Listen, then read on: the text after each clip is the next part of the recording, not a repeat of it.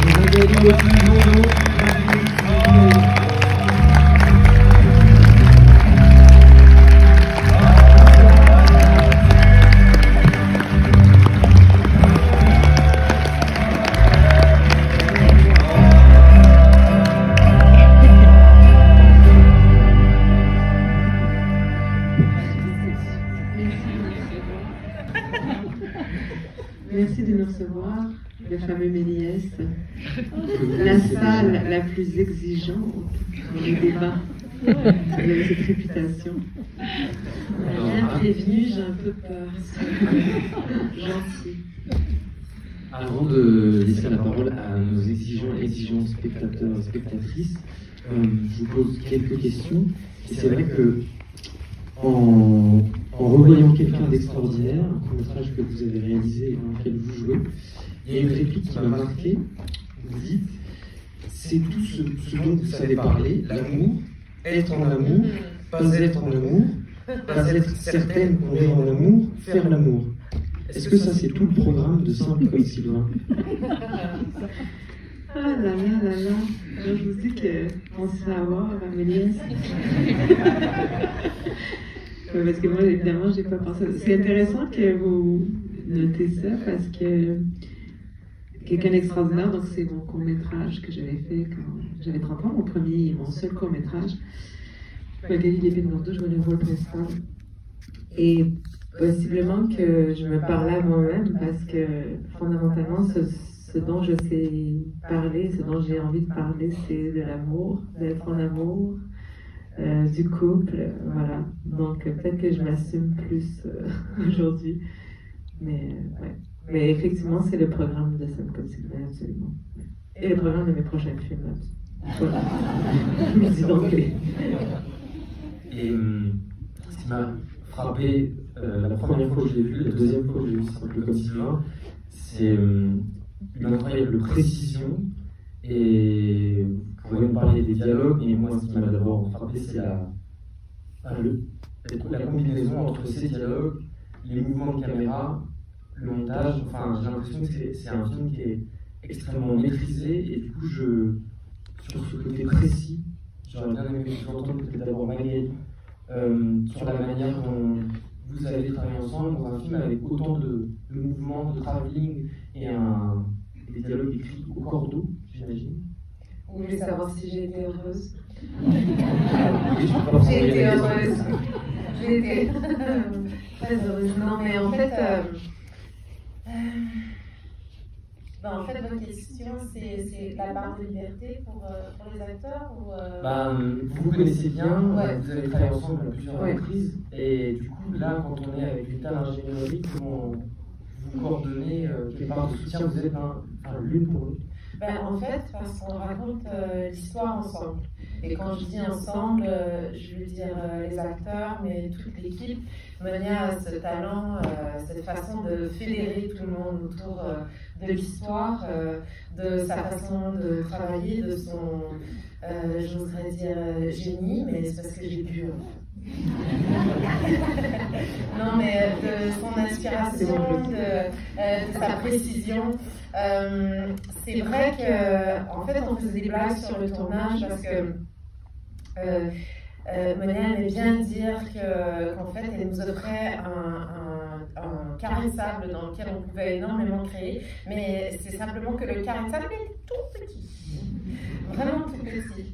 Mais cette précision, elle vient d'abord de son écriture, de sa vision, de sa façon de communiquer ce qu'elle voit dans son cinéma, de ce qu'elle cherche à véhiculer. Après, une part du rythme du jeu est inscrite dans l'écriture même, dans les dialogues même. Son écriture est extrêmement précise, chaque personnage a sa langue. Et après, la caméra a son langage. Et on sait exactement de quelle façon tous ces modes de communication vont interagir les uns avec les autres. Et c'est parce que c'est un super leader positif en plus. Et donc, ça s'est fait avec beaucoup d'ingéniosité, beaucoup de précision, avec des répétitions, mais dans une franche camaraderie et avec beaucoup de collégialité. Voilà. Mais c'est vrai que j'aime mettre à partie l'équipe technique et les acteurs. C'est-à-dire que je dirige l'équipe technique comme des acteurs et les acteurs comme l'équipe technique. Pour ce film-ci, j'ai beaucoup, on en parlait, mais j'ai beaucoup étudié le... Oh!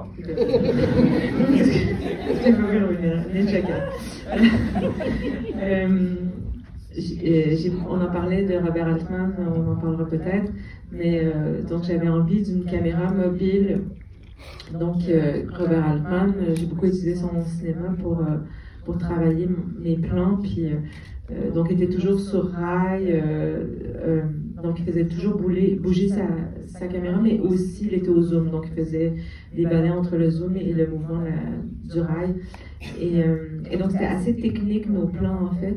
Il fallait qu'il y ait une adéquation, en tout cas une réponse, un répondant entre la technique et les acteurs, et comme le mouvement des acteurs. Donc on était tous ensemble. En fait, je faisais travailler vraiment, par exemple, pour parler un bon français, le dolly pusher, comme on utilise énormément de termes américains, anglais pour parler sur nos plateaux, comme les techniciens des formations professionnelles travaillent énormément sur les plateaux américains qui viennent tourner au Canada, à Montréal.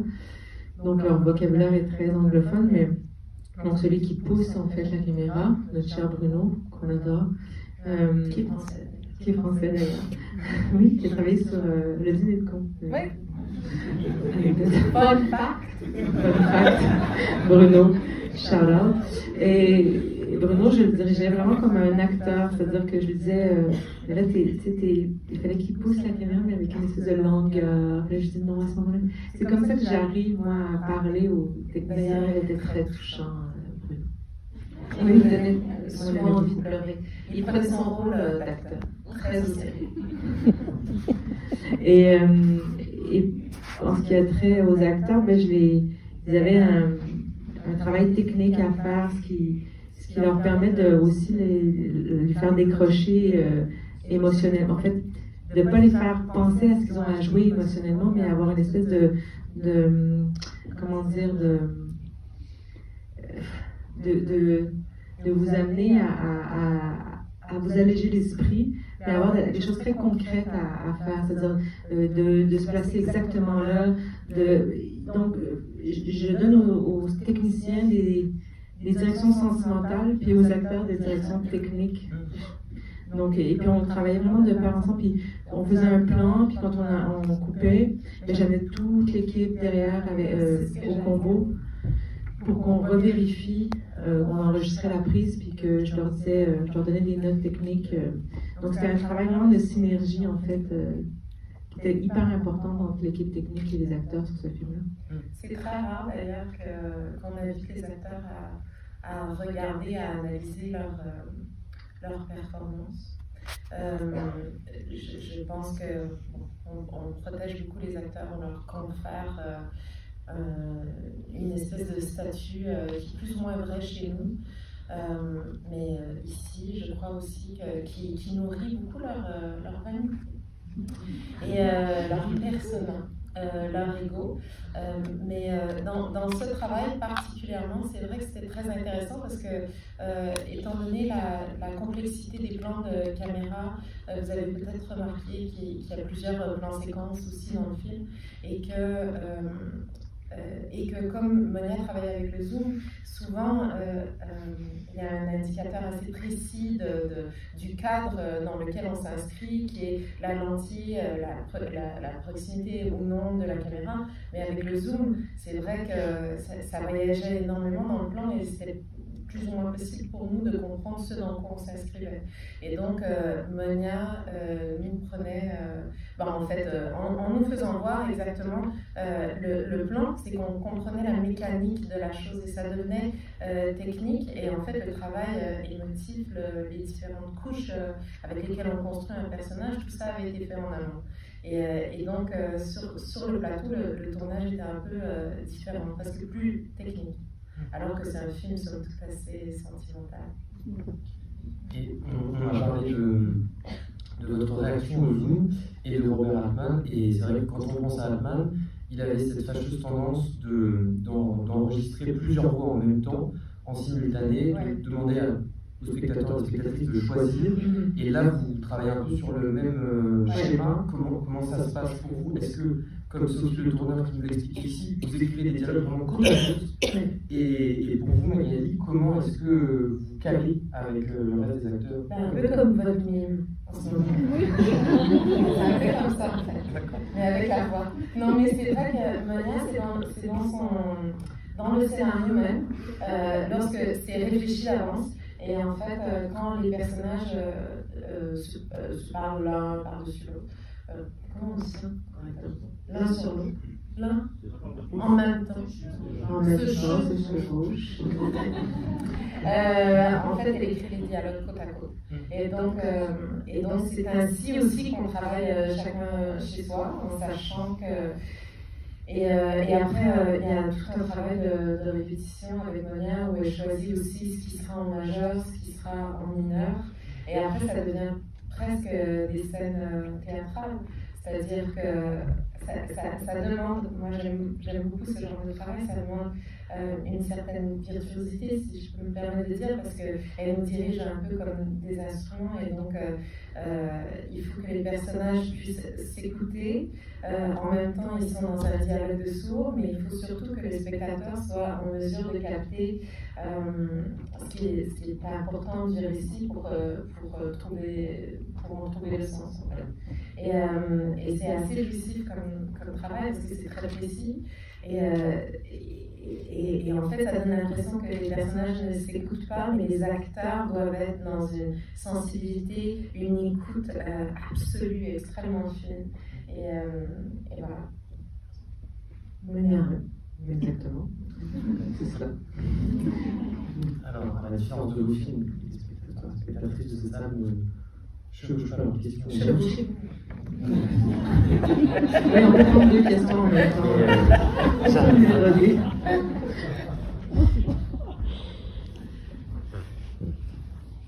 Bonsoir, j'ai deux questions. La première, est-ce que c'est tourné en ordre chronologique? Pas tout à fait, mais un peu quand même. C'est-à-dire qu'on a tourné toute la partie automnale, les extérieurs d'automne en fait, parce qu'on voulait vraiment, alors au Québec, une spécificité des couleurs d'automne, et ça arrive vraiment dans une braguette de 3 semaines en fait, donc c'est assez serré comme moment.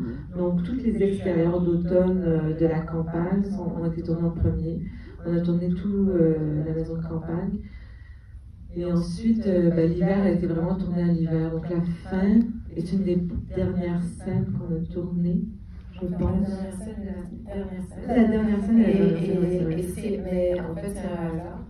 C'est pas un hasard, mais c'est dû aux 16 ans. Oui, c'est dû aux 16 ans. C'est pas prévu comme tel, mais c'est vrai que c'est intéressant parce que même dans la construction de l'histoire de Sophia et Sylvain, c'est presque tourné en ordre chronologique. Alors, leur premier baiser est aussi notre premier baiser, et on oublie ça, ce facteur-là, mais en fait, pour deux acteurs, il y a une fébrilité, il y a une gêne, il y a une méconnaissance du corps de l'autre, de sa bouche, de son odeur, et on vit ça au même moment que nos personnages. C'est vrai que pour le coup, c'était en ordre chronologique. Voilà. Et la deuxième question, je voudrais savoir le budget du film. Comment c'est approximativement 7 budgets.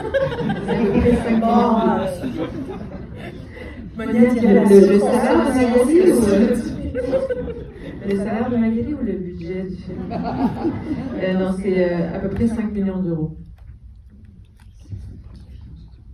Alors, c'était à l'écran? Oui, c'est à l'écran, on s'est grassement payé. Bonjour. Bonjour. J'ai une question sur Sophia. Elle ne veut pas avoir d'enfant, elle ne veut pas se marier, elle ne veut pas être maman. Et les deux mamans de Sylvain et Sophia sont un peu tragicomiques.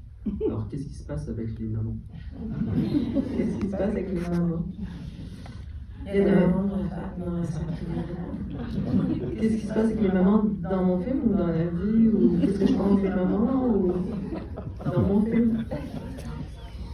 Non, mais en fait, c'est bizarre la conscience parce que c'est Magali qui m'a fait remarquer il n'y a pas si longtemps que toutes les femmes autour de Sophia dans le film sont mères, sauf peut-être la cousine en fait.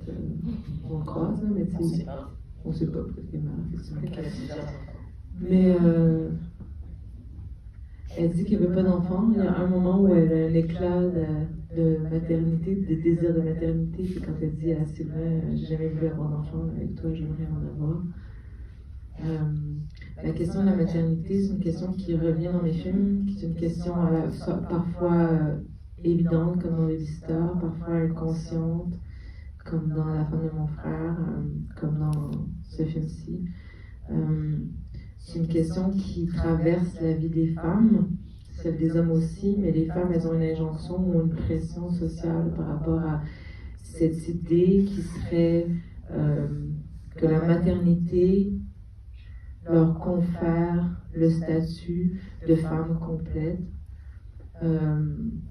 que c'est difficile pour une femme. Moi, j'ai été 10 ans en couple, de mes 30 à mes 40 ans presque.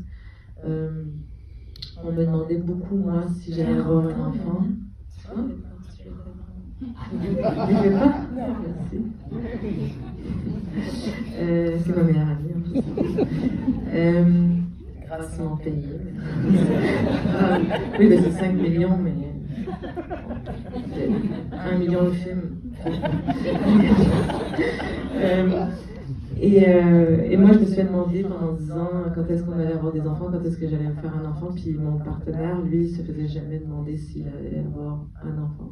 Donc c'est quand même, ça fait partie quand même de la. C'est une présence constante dans la vie des femmes. De est-ce qu'elles vont avoir des enfants, est-ce qu'elles vont pas en avoir, est-ce qu'on culpabilise de ne pas en vouloir, donc je pense que c'est une thématique qui m'intéresse, mais c'était pas frontal dans le film, j'avais pas envie de. Et pour les mères, qu'est-ce qui se passe avec les mères? J'avais envie de faire des portraits, les 3 portraits de mères, femmes, en fait plus âgées qu'on voit. Je pense que c'est des femmes de leur génération qui vivent qui ont vécu la maternité dans ce que ça avait de charge mentale, de perte aussi de repères par rapport à leur vie amoureuse. J'ai choisi d'en faire des femmes seules, sauf une qui est la mère de Xavier, qui elle accompagne un homme qui perd la mémoire. C'est des portraits de femmes, surtout plus que de mères, que je voulais montrer. Voilà, je ne sais pas si ça répond à la question. Mais si je peux me permettre, moi je trouvais hyper brillant quand en fait Mania a écrit tous ces très beaux personnages de femmes qui étaient pour la plupart, mais en fait presque toutes des mères. Donc la mère, les 2 belles-mères, mais aussi sa meilleure amie, en l'occurrence incarnée par Mania Chekri, qui est une mère, son éventuelle belle-sœur, qui est une mère. En fait, tous les personnages importants qu'elle croise sont des femmes d'abord, mais aussi des mères. Et comme elle a écrit une histoire d'amour pour des quarantenaires, vécue et vue à travers le prisme d'une femme qui n'a pas d'enfant, c'est pas anodin de se séparer à 40 ans, en particulier quand on est une femme. On sait, je pense, ce vers quoi on court, mais surtout ce qu'on abandonne en chemin. Et étant donné la date de péremption de notre système biologique reproducteur, il y a cette espèce de facteur qui forcément fait partie de la réflexion. Et donc, en observant toutes ces femmes, la façon dont elles vivaient leur amour, leur relation de couple ou leur relation de couple inexistante, la dimension de la maternité devenait pour moi hyper importante. Mais en fait, tout ça était inconscient chez elle. Ça fait partie de mon jardin secret. Bonsoir. Bonsoir. Merci pour ce voyage au Canada. Merci. J'ai une question super importante à vous poser. Important? Ah oui, très importante. Vous voudrais savoir comme on dit chez moi. Je voudrais savoir si la costumière du film avait eu du mal à trouver la chemise de Sylvain pour la soirée, et si ça avait fait l'objet d'une discussion entre vous. Ça, c'est la première question. Ok, mais je vais répondre à celle-ci déjà. Et la deuxième question, c'était pas très importante celle-là, c'est de savoir si le cinéma de Woody Allen avait une influence sur vous. Très bien, merci. D'abord, c'est très présomptueux de votre part que c'est une costumière, parce que c'est un costumier, Guillaume Laflamme, qui est formidable, qui a fait les costumes de Baby Star aussi. On n'a pas trop eu de problème. Moi, je suis très proche. J'adore faire les costumes. Pour moi, les costumes, ça fait partie de la direction artistique. Et d'ailleurs, on travaille en synergie aussi avec Colombe Rabi qui fait les décors. Puis Guillaume va venir avec ses costumes, puis il va les mettre comme ça avec le cintre dans le décor pour voir si ça match avec l'arrière-plan. C'est un être d'une grande précision. Et on a tellement ri quand on a trouvé cette chemise-là, sur Internet, je crois. On a ri. Mais surtout, ce qu'on voit peut-être pas précisément, c'est que c'est des buildings qui s'effondrent. Et on trouvait ça drôle. Je l'adore, Guillaume. Très drôle. Ouais, c'est la chemise du 11 septembre. C'est la chemise du 11 septembre. C'est vraiment fan. C'est vraiment de la société. Et dans le cas de Woody Allen, oui, j'ai une relation aujourd'hui un petit peu compliquée avec Woody Allen parce que j'ai été excessivement fan de Woody Allen.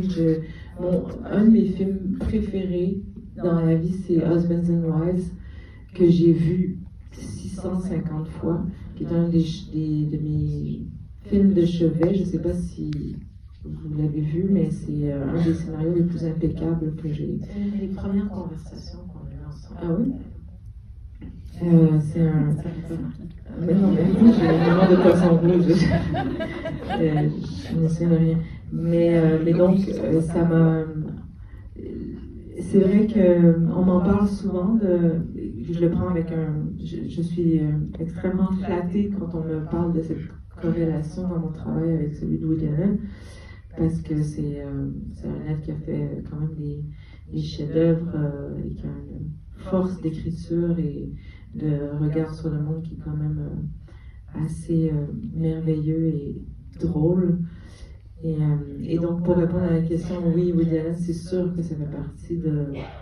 En tout cas, moi, j'ai appris, je pense, à écrire grâce à ce que j'ai vu, à ce que j'ai regardé, à ce que j'ai lu sur le travail de Woody Allen. Voilà, mais j'ai plus trop envie de voir ces films en ce moment, mais de toute façon, je pense qu'il ne fait pas des très bons films. Mais il y a eu 30 Glorieuses qui ont été fondamentales dans ma structure et dans ma création.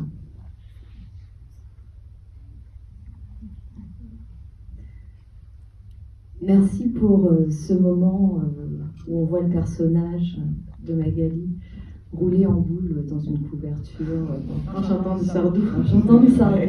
Ça sent le vécu et puis je crois que ça doit résonner pour pas mal de personnes. J'en fais partie. C'est une scène que un de mes distributeurs canadien m'a dit que c'est trop, là, tu peux pas l'enlever. Je dis non, moi j'ai déjà fait ça dans ma vie puis je suis sûre qu'il y a des gens qui ont fait ça. Voilà, maintenant vous avez un argument de plus. La question, elle n'a rien à voir. C'est sur la fin du film.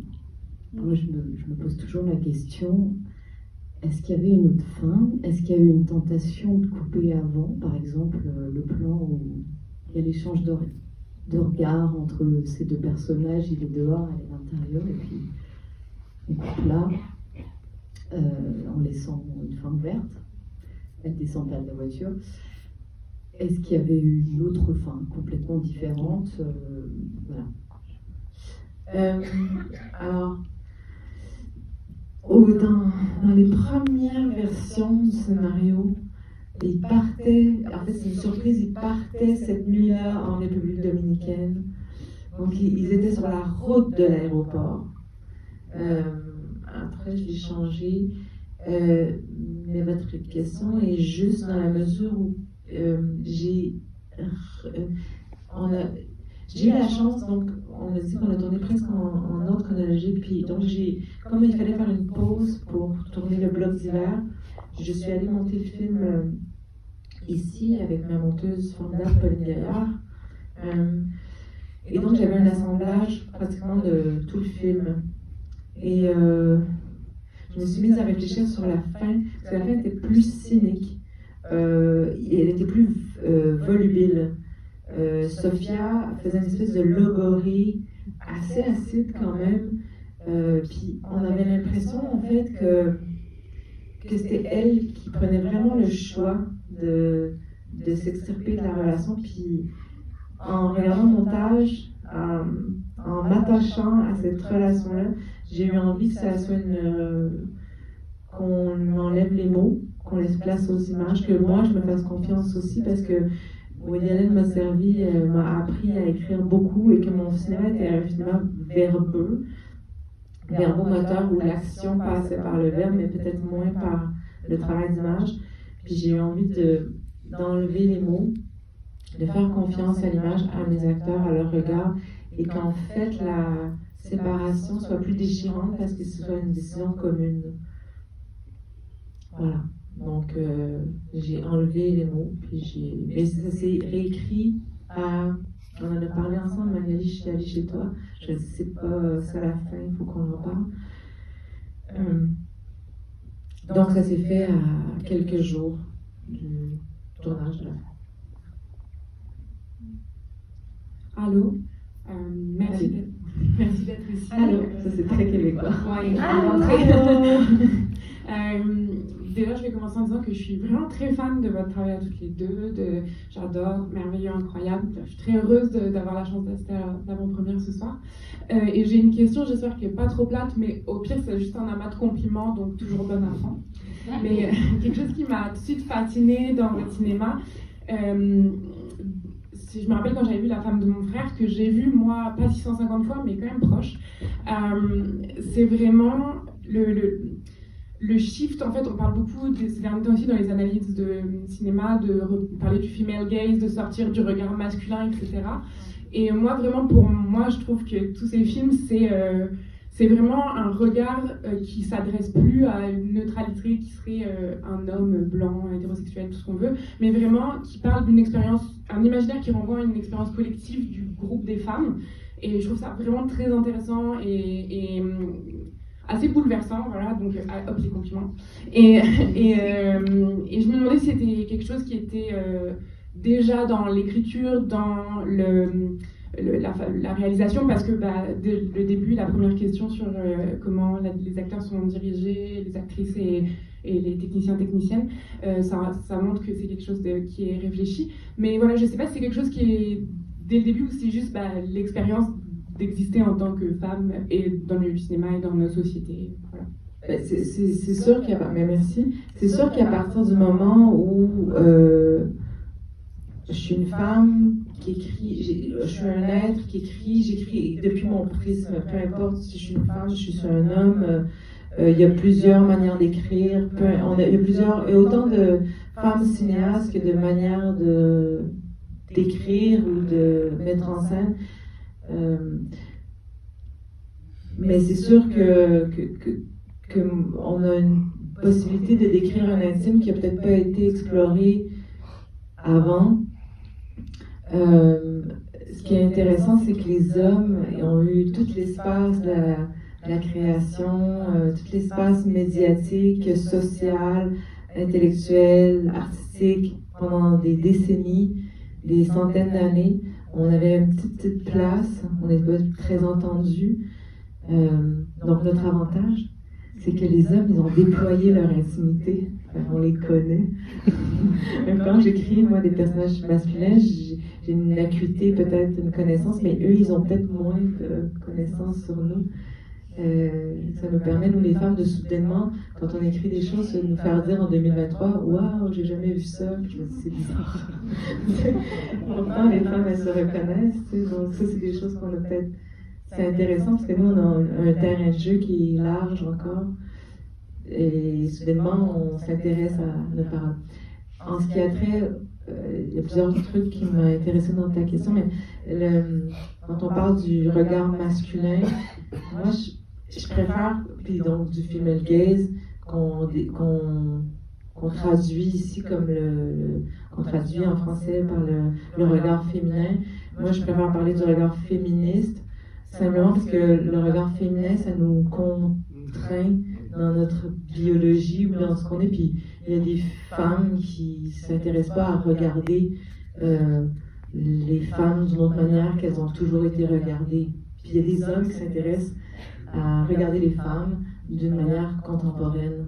Donc, si on dit féministe, ben, les hommes aussi peuvent s'inclure dans ce projet-là de raconter autrement notre intime, ou en tout cas il y a un certain équilibre, ou de nous regarder différemment, ou comme on doit être regardé. Puis, voilà. C'est important pour moi que les hommes soient inclus, parce que le féminisme, c'est un humanisme. C'est pas les... Moi, je vais pas dire, ça m'intéresse pas ce que les hommes font, ça m'intéresse pas leurs paroles, ça m'intéresse. C'est ça. J'ai envie qu'on soit ensemble dans ce projet-là voilà, de s'entraider à ce que tout le monde aime mieux. Là, donc il y avait ça, tic-tic, je sais plus après. Mais oui, c'est ça. Le personnage, la dernière chose, c'est que le personnage neutre, c'est un personnage longtemps, là, c'est le personnage de l'homme blanc, hétéro. Le personnage neutre, l'exemple parfait, c'est Hamlet. C'est ça le personnage. Tout le monde doit s'identifier, homme, femme, les personnages d'hommes. Et je me suis posé la question pourquoi. Je me disais, c'est parce que les personnages là, ils étaient larges. Ils étaient profonds, ils avaient des réflexions sur le monde, ils vivaient des grandes aventures, donc tout le monde, et les femmes, elles étaient fantasmées, c'était des personnages un peu plats, qui étaient là pour supporter le héros. Je me dis, plus on va écrire des personnages féminins denses, qui ont beaucoup de choses à vivre, qui réfléchissent sur le monde, qui ont des emplois, plus aussi les hommes, ils vont avoir envie de s'identifier à ces personnages-là, puis on va les inviter aussi dans notre intime. Puis voilà, c'est ce que j'ai envie de faire. Mais c'est sûr que le personnage neutre, que tu appelles le personnage masculin, rarement été réduit à son genre. Alors que le personnage féminin, lui, l'a été. Donc forcément, c'est normal qu'on parle en termes de genre simplement parce que de parler de la réalité féminine.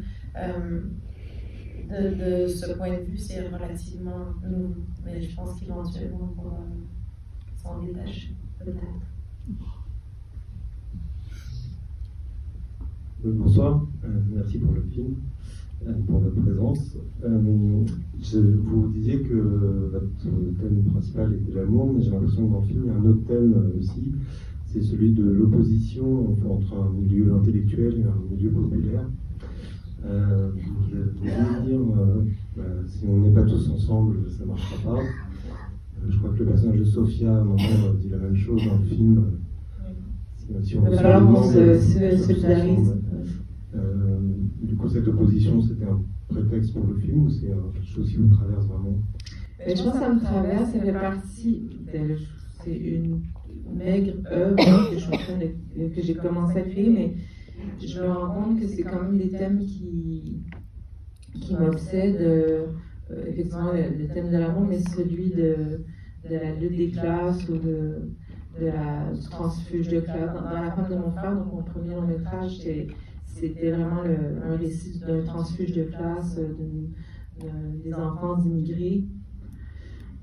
Ici, c'est vraiment des classes sociales qui s'opposent, en tout cas qui se rencontrent, donc oui, ça fait partie, moi ça fait partie de mon éducation, mes parents étaient des militants, ils m'ont éduqué dans ces questionnements-là. Puis je trouve que c'est fondamental dans notre structure sociale en fait. Quand j'ai commencé à travailler sur, je voulais faire une histoire d'amour, je voulais raconter une histoire d'amour, c'était vraiment mon but parce qu'au Québec il y en a très peu des films d'amour. Je me disais, c'est con, je devrais explorer ça. Et à force de réfléchir sur ça, j'ai commencé à réfléchir sur le couple qui était, pour moi, qui était indissociable en fait de la notion d'amour. Et je me suis dit, je vais commencer à me dire que le couple était quelque chose qui m'angoissait. Je me suis dit pourquoi. Je me suis dit parce que le couple en fait c'est une structure sociale, économique, familiale, c'est un système politique, comme le système de la famille aussi, puis qui a eu longtemps rien à voir avec l'amour en fait. Et donc, en réfléchissant sur la notion de couple, j'ai lu sur le couple, et je me suis rendu compte que, en fait, on ne traverse pas une classe sociale dans les relations de couple, que c'est extrêmement rare, que c'est une majorité écrasante de gens qui restent dans leur classe sociale, et qu'en fait, avant, on avait des mariages arrangés, donc c'était très évident, on restait dans nos milieux sociaux. Aujourd'hui, c'est des mariages, des relations arrangées déguisées, comment dire, inconscientes. C'est-à-dire que les gens dans notre milieu doivent adouber notre relation pour qu'elle existe. On va demander qu'est-ce qu'il fait dans la vie, qui il est, qui sont ses parents, où tu l'as rencontré. Même nous, inconsciemment, on n'a pas envie de baisser notre niveau social. à moins qu'il y ait plein de raisons, mais c'est très compliqué en fait de sortir de son milieu social. Donc je me suis dit c'est intéressant d'en parler de cette manière-là parce qu'en fait l'amour est encore une inégalité sociale. Le couple, c'est une inégalité sociale. Ça perpétue des inégalités sociales. Dans quel sens? Dans le sens qu'on reste dans nos classes sociales, en fait, c'est qu'on ne bouge pas. Donc on stagne dans notre classe sociale, en fait. On ne peut pas s'élever monétairement ou socialement, ou très difficilement. Donc on reproduit, on reste dans notre-soi, en fait. Ce qui est un peu normal, parce que finalement, on se côtoie dans les grandes écoles, ou dans le milieu du travail, mais en fait, c'est très difficile de se mélanger socialement, puis finalement, il n'y a pas de mixité sociale, d'une certaine manière, dans les classes, par l'amour. Et moi, je rajoute juste une question. Après, je rends la parole parce que je sais qu'il y en a beaucoup d'autres dans la salle. Et sur cette question de. Il y a une certaine binarité quand même dans Simple comme Sylvain. Et je me demandais si à un moment donné vous aviez pensé que des personnages qui seraient un petit peu très d'union, un peu plus intermédiaire, parce que j'ai l'impression que chacun des personnages peut quand même être placé dans un des deux camps. Dans Le chalet. Le chalet, c'est le personnage très uni. Oui. C'est le personnage de l'île, en fait. C'est le personnage de l'isolement. C'est le personnage de l'amour, en fait. C'est que dans le chalet, je ne sais pas si Magali, tu peux ajouter quelque chose par rapport à ça, mais pour moi, c'est là où il y a une rencontre humaine, en fait. Mais après, c'est compliqué parce que notre rapport aux classes sociales au Québec est très différent d'ici. Donc, par exemple, Sylvain est plus riche économiquement que Sophia dans le travail qu'il fait.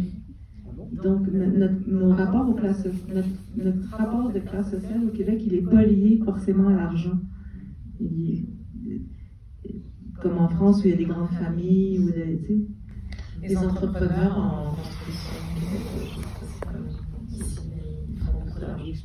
Et en fait, Sophia, elle est professeure donc à l'université du 3e âge. Donc, mais aussi, on le voit quand on la rencontre, c'est vrai qu'elle est dans une maison très cossue, mais ça se voit au moment de sa séparation. En fait, on la voit dans un appartement beaucoup plus petit, beaucoup plus modeste, et donc il s'agit probablement de son pouvoir économique à elle. Et on peut présupposer qu'en fait le milieu dans lequel on la rencontre a été, en fait c'est celui de l'homme avec qui elle partageait sa vie. Et voilà. Et en fait, au Québec, il y a cette espèce de snobisme un peu inversé. On a un regard un peu souvent méfiant ou condescendant à la classe intellectuelle. Et globalement, comme société, on a tendance à s'homogénéiser pour ne pas paraître méprisant, parce que c'est très mal vu. Et donc, ça transparaît économiquement, ça transparaît au niveau des idées, ça transparaît dans le vote, en fait. Aussi, j'ai l'impression que souvent en France, on élit des politiciens qui nous supplantent intellectuellement, qui nous méprisent. Chez nous, on élit des politiciens qu'on peut appeler papa et qui en fait utilisent un vocabulaire souvent très pour... Mais littéralement papa. Le Premier ministre l'appelait papa pendant la pandémie. Papa. On est un peuple d'ouvriers à la base. Mitterrand, on l'appelait tonton. Tonton Mitterrand. Sacré tonton. C'est un sacré tonton. Bonjour. Ici. Ah oui. Oui. Merci déjà pour le film. J'ai beaucoup rigolé. C'est un moment très agréable. Et en même temps, je me posais la question par rapport à la relation entre Sylvain et Sophia, si finalement c'était pas un prétexte pour Sophia de quitter Xavier en fait. Et que Xavier, comme On dit, vous savez cette phrase, on dit les hommes trompent pour rester, les femmes trompent pour quitter. Méditez là-dessus. Il y en a certains qui disent ah oui, c'est ça. Il y en a d'autres qui se justifient, oui, mais quand même, hein, c'est pour ça que je reste. Parce que je trouvais qu'il y avait une femme ou une pesanteur dans le couple Sophia-Xavier, quelque chose de presque mortifère. Aussi avec le côté je travaille avec des personnes âgées, c'est la routine, on ne dort pas ensemble, tout ça fait que on se demande si un jour ça va s'arrêter. Il n'y a pas de raison en fait. Il n'y a pas de raison pour que ça s'arrête, si ce n'est une rencontre avec un élément un peu perturbateur. Mais moi, je trouve que ça dépend de notre définition du couple ou de l'amour. Je pense qu'on a tendance à hiérarchiser, en fait. Soit la sécurité ou la passion. Je trouve pas personnellement que c'est un couple mortifère au début. Certes, ça semble être un couple où la passion est rare. Mais en fait, ils ont des rires, ils ont une complicité, ils ont une vie sociale, ils ont une belle maison, ils ont du respect. Je sais pas, c'est pas parce qu'on les voit faire chambre à part un soir qu'en fait ils n'ont jamais aucune intimité. Et donc, mais tout à coup, cette rencontre avec Sylvain correspond à cette idée qu'on se fait de la jeunesse, de la vie, de cette pulsion très, très vivante, très. Mais le film pose aussi ces questions de qu'est-ce que l'amour, qu'est-ce qu'on valorise dans l'amour, est-ce que cet amour est compatible avec le couple, avec la longévité, avec. Non mais c'est vrai, je ne sais pas. Ah oui, puis est-ce qu'on peut passer à une passion aussi?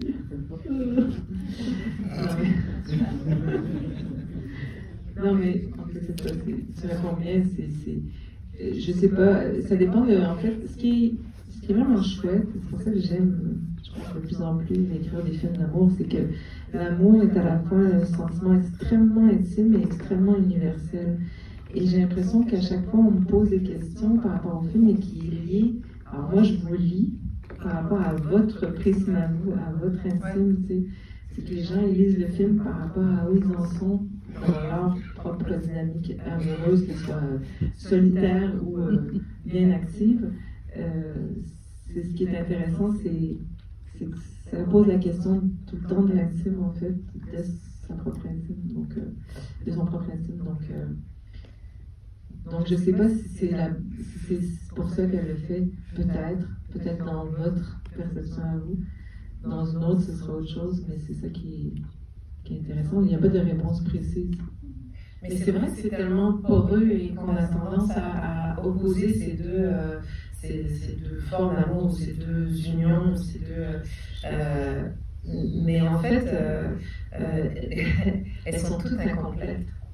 Et on le voit aussi parce que quand dans rupture momentanée avec Sylvain, le personnage de Sophia va non seulement revoir son ex, parce qu'il stimule justement cette part de lui-même qui part révéler ou qui part interpeller dans son rapport avec Sylvain, et qui va même répondre à ses besoins charnels avec un inconnu, un commis d'épicerie qui sera de passage dans sa vie l'espace de quelques heures.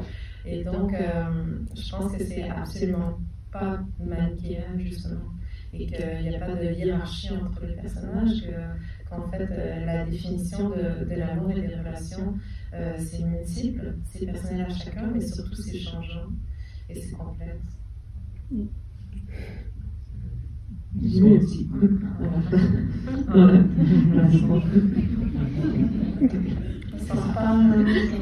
Bonsoir. Merci déjà de venir me parler du film, c'est hyper enrichissant. Moi, je trouve que vous parlez très très bien des sentiments humains, de tous les sentiments humains, parce que les personnages sont très très divers dans le film. Et pourtant, j'ai remarqué que vous étiez seul à l'écriture. Je crois que tout le temps, en tout cas, seul à l'écriture du film. est-ce que c'est dur d'écrire un film seul et un film comme celui-là qui parle d'autant de gens divers avec diverses aspirations? Voilà. Est-ce que vous avez pensé aussi prendre parfois un co-scénariste? Non, j'ai pas pensé prendre un co-scénariste. L'écriture, c'est une étape. D'ailleurs, là, je la commence, cette étape-là. Mon métier est un métier de bipolaire. C'est-à-dire que la phase d'écriture, c'est celle de la dépression. Et la phase du tournage, c'est la phase maniaque. Donc, t'es comme ça. T'as genre 50 personnes autour de toi, t'as des questions toutes les 3 secondes, t'es là, un peu comme ça. Genre plus, peut-être. Et en écriture, qui est beaucoup plus longue. 4-5 ans, ça c'est une phase un peu dépressive. Je dis dépressive, mais dans le bon sens du terme, s'il y en a une. C'est que l'écriture, c'est extrêmement valorisant quand tu arrives enfin à ce que tu veux raconter, mais c'est excessivement long. C'est se faire violence. C'est un acte, moi je dis toujours que l'écriture, c'est un acte de honte. Pour bien écrire, il faut aller dans sa sincérité, dans les choses qui sont moches en soi, qui sont... en vrai, pour connaître un cinéaste, il faut voir ses films. Vous me connaissez. C'est-à-dire que c'est extrêmement, comment dire, impudique pour moi. Ça veut pas, moi, j'ai pas vécu ça, mais ça veut pas dire que toutes mes préoccupations, ma fragilité, ma sentimentalité, particulièrement dans celui-ci où je me suis donné un peu plus dans la fragilité, est présente. Donc,